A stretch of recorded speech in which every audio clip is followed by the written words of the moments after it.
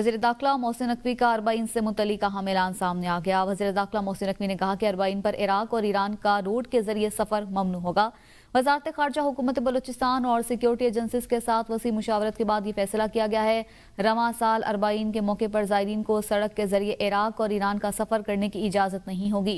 ये मुश्किल फैसला अवामी तहफ़्फ़ुज़ और कौमी सलामती के मुफाद में किया गया है। ताहम ज़ायरीन फ़ज़ाई सफ़र के ज़रिए इराक और ईरान जा सकेंगे। वज़ीर-ए-आज़म मियां मोहम्मद शहबाज शरीफ ने हुकाम को हिदायत की है कि आइंदा दिनों में ज़ायरीन की सहूलत के लिए ज़्यादा से ज़्यादा परवाज़ों का इंतज़ाम किया जाए। जर्मनी में FISU गेम्स 2025 दो पाकिस्तानी एथलीट्स लापता। पाकिस्तानी दस्ते में लापता खिलाड़ी नाहल कोचेज और यूनिफॉर्म के बगैर मुकाबले PSG हरकत में आ गया। सिलेक्शन में संगीन बेज़ाब्तियां सामने आ गई हैं। पाकिस्तान स्पोर्ट्स बोर्ड का बड़ा एक्शन। पाकिस्तान स्पोर्ट्स बोर्ड ने वाक़े की तहकीकात के लिए 3 रुकनी कमेटी कायम कर दी। FISU गेम्स में खवातीन रैली टीम नाहल जोडू एथलीट कोच यूनिफॉर्म के बगैर शरीक। तहकीकाती कमेटी 15 रोज में रिपोर्ट पेश करेगी। PSB ने DG की मंजूरी से नोटिफिकेशन जारी किया है। इस मुतालिक मजीद तफसीलात जानते हैं अपने नुमाइंदे रिजवान अब्बासी से। रिजवान, आगाह कीजिएगा।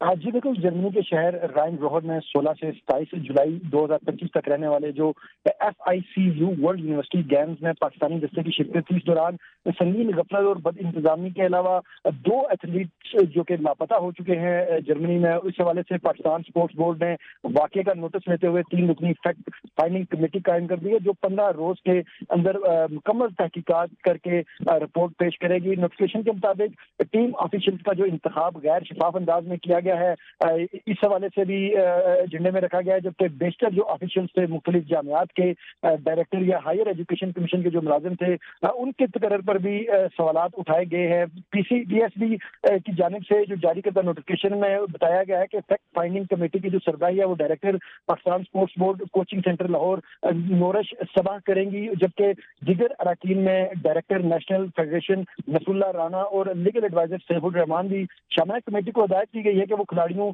और ऑफिशियल्स की सिलेक्शन के जो म्यार है उसका भी जायजा ले और लापता खिलाड़ियों के जो वाकये की जो तफसीलात है और जो वक़्त और जिम्मेदारी का जो तयन वो भी करे। और इसमें जो अहम बात यह है कि खवातीन जिले की जो टीम थी उसकी नाहली और कोचिंग में जो गफलत थी, और इसके अलावा जो एथलीट्स थे वो बगैर यूनिफॉर्म के जो वहाँ पर मैदान में उतरे थे, उनके हवाले से भी जो तहकीकात है वो भी की जाए। और ज़राए का ये कहना है कि टीम की जो तैयारी है, लॉजिस्टिक और डिसिप्लिन के जो मुतअद्दिद पहलू हैं उस पर बड़े इंकशाफात भी मुतवक्किल है। और PSB हुकाम इस मामले को मिसाल बनाने के लिए मेयार का जायजा भी लिया जाएगा। रिजवान अब्बासी आगाह कर रहे थे, बहुत शुक्रिया।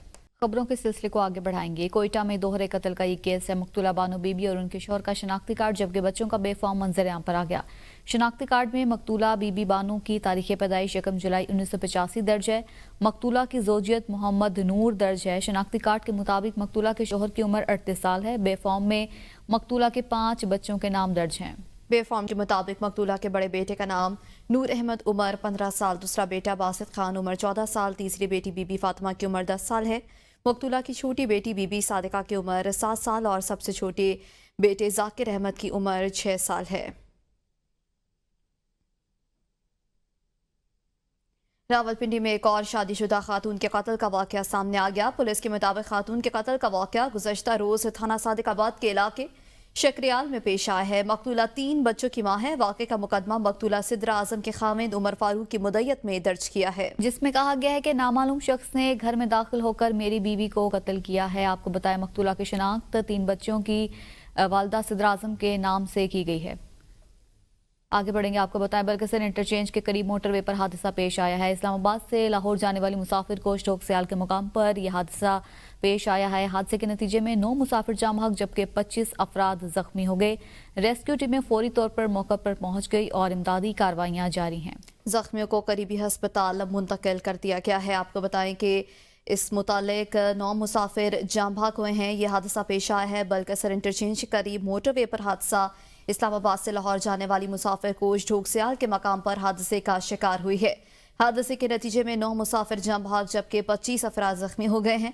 रेस्क्यू टीमें फौरी तौर पर मौके पर पहुंच गई और इमदादी कार्रवाइयां जारी हैं। जख्मियों को करीबी हस्पताल मुंतकिल किया जा रहा है।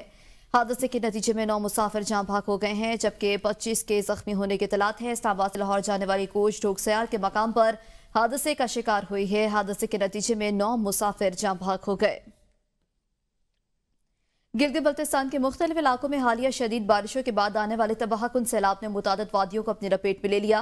बाबूसर, थकनियाट, थोर और दिनौर जैसे इलाकों में इमलाक और सड़कों को नुकसान पहुंचा।